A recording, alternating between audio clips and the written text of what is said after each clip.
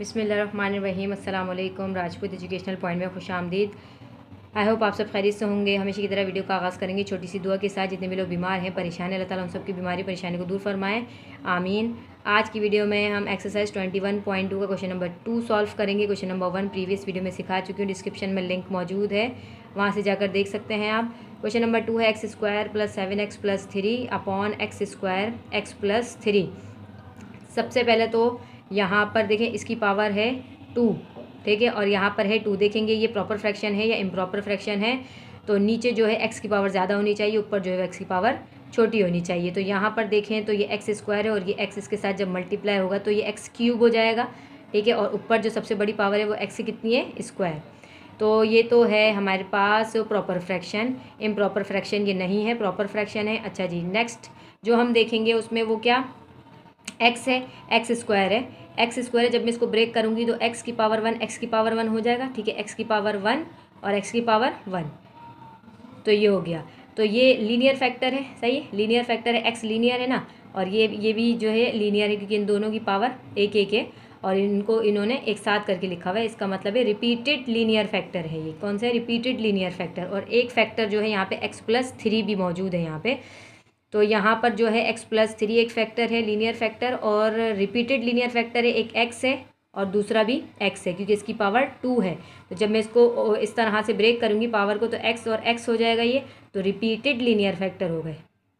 X जो है वो दोबारा से रिपीट हो रहा है, तो यहाँ पर केस 2 का फॉर्मूला लगेगा। केस 2 यहाँ पर हम अप्लाई करेंगे इस क्वेश्चन में।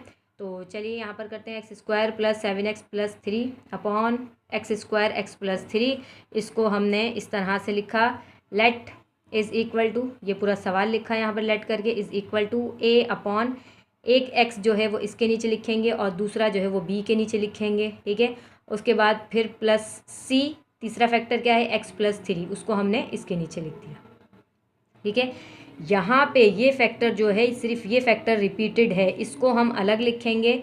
ये जो है पहले x लिखेंगे, फिर b के नीचे x लिखेंगे, फिर इसको हम पावर देंगे, इसको 1 पावर, फिर इसको 2 पावर। उसके बाद c के नीचे जो है x प्लस 3, जो तीसरा यहाँ पर फैक्टर है x प्लस 3, वो हम c के नीचे लिखेंगे।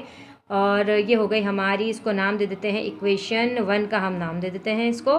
अच्छा जी, अब यहाँ पर लिखेंगे multiplying both sides by x square x plus 3।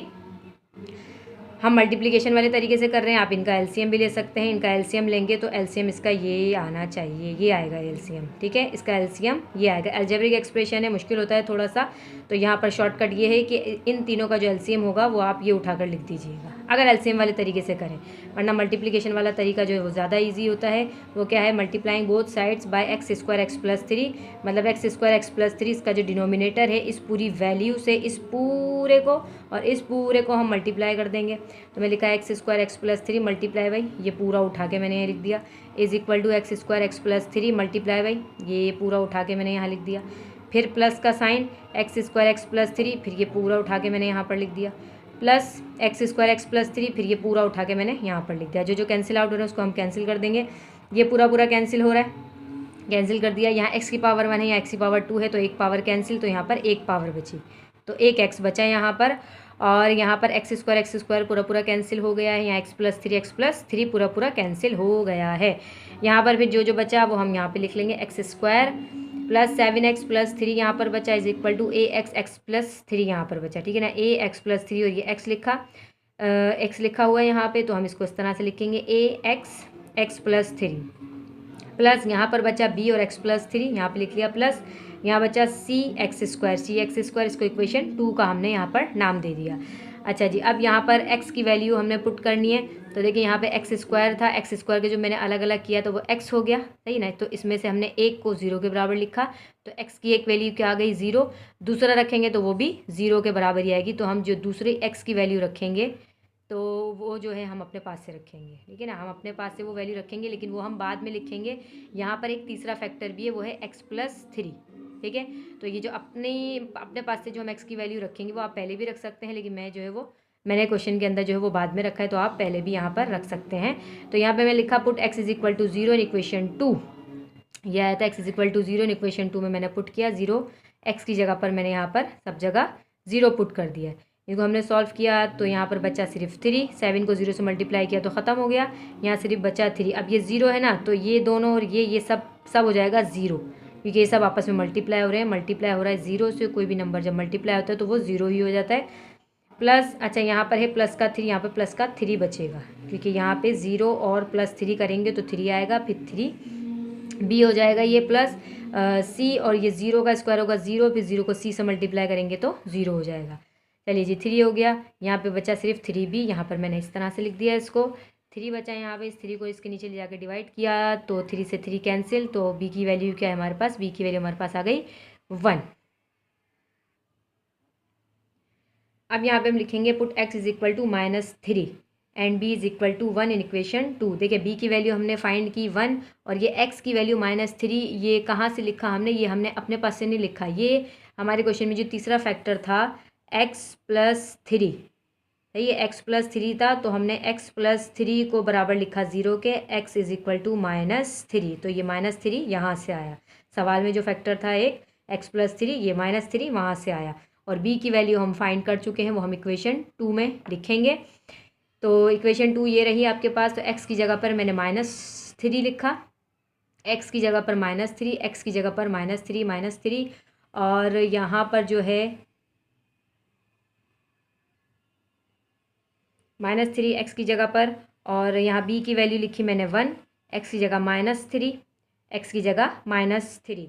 यहाँ पर फिर इनको सिंप्लीफाई किया, -3 का स्क्वायर 9 हो गया, प्लस माइनस माइनस हो गया, 7 3 21, प्लस का 3 इज इक्वल टू, ये -3 + 3 कैंसिल हो गया, यहाँ पर -3 यहाँ पे बचा, यहाँ पे 0 बचा, +1 -3 + 3 कैंसिल, यहाँ पे 0 बचा, प्लस c 1 जो है ये b की वैल्यू है, ये b की वैल्यू हमने पीछे फाइंड की थी 1, तो यहाँ पर ये b की वैल्यू है 1, b की जगह मैंने 1 लिखा है, प्लस c -3 स्क्वायर, -3 का स्क्वायर इज इक्वल टू 9। तो यहाँ पर हमने इसको सिंप्लीफाई किया तो माइनस का 9 आ गया, इज इक्वल टू ये 0 है, ये 0 इन सबको 0 कर देगा, प्लस 1 0 ज़ा 0, प्लस c को 9 से मल्टीप्लाई किया तो 9c हो गया ये, -9 इज इक्वल टू 9c यहाँ पे बचा, माइनस का 9 इधर ही, ये 9 यहाँ जाकर डिवाइड हो गया, तो 9 1 ज़ा 9, 9 1 ज़ा 9, माइनस का 1, c इज इक्वल टू -1। अब हमारे पास b की वैल्यू आ गई और c की वैल्यू आ गई, हमें चाहिए a की वैल्यू, तो हम b c की वैल्यू पुट करेंगे, और अब यहाँ पर x की जो थर्ड वैल्यू है वो हम अपने पास से पुट करेंगे, ठीक है। अब थर्ड वैल्यू हमने लिखा put x is equal to 1, b is equal to 1 and c is equal to -1। b की और c की वैल्यू हम फाइंड आउट कर चुके हैं, x की वैल्यू हम अपने पास से कुछ भी रख देंगे तो हमारे पास यहाँ पर a फाइंड हो जाएगा। इन इक्वेशन 2 में रखेंगे, इक्वेशन 2 में जो है मैंने वहाँ पर यहाँ पर जहाँ जहाँ x है वहाँ पर 1 लिखा, x की जगह पर 1 लिखा, x की जगह पर 1 लिखा, x की जगह पर 1, यहाँ पर भी 1, और यहाँ पर b है, b की जगह मैंने 1 लिखा, b की वैल्यू 1 है, ठीक है। प्लस c की वैल्यू जो है वो -1 है, c की जगह जो है मैंने -1 लिखा, और फिर ये x की जगह पर 1 लिखा, और इसका स्क्वायर, और 1 का स्क्वायर 1, 7 1 ज़ा 7, प्लस का 3, a को 1 से मल्टीप्लाई किया तो a, 3 और 1 4, प्लस 3 और 1 4 और 1 का 1, प्लस माइनस माइनस 1 का 1, 1 का स्क्वायर 1 हो गया, और यहाँ पे इनको सिंप्लीफाई किया तो ये हमारे पास हो गया 11 इज इक्वल टू 4 को a से मल्टीप्लाई किया 4a, प्लस का 4 1 ज़ा 4, माइनस का 1 1 ज़ा 1। अच्छा जी, यहाँ पे 11 है, प्लस का 4 माइनस का 1, जब यहाँ पर जाएंगे लेफ्ट हैंड साइड पर तो इन दोनों के साइंस चेंज हो जाएंगे, प्लस का 4 है माइनस का 4 हो गया, माइनस का 1 है प्लस का 1 हो गया, इज इक्वल टू 4a यहाँ पर बचा। इन सबको सिंप्लीफाई किया तो आया 8 इज इक्वल टू 4a, 8 को यहीं पे रखा, इस 4 को यहाँ ले जाकर डिवाइड किया तो 4 1 ज़ा 4, 4 2 ज़ा 8, तो a की हमारे पास वैल्यू आ गई 2, a इज इक्वल टू 2। अब a b और c की वैल्यूज़ को हम इक्वेशन 1 में पुट करेंगे तो हमारे पास फाइनल आंसर आ जाएगा। अब मैं लिखा put the values of a b and c in equation 1।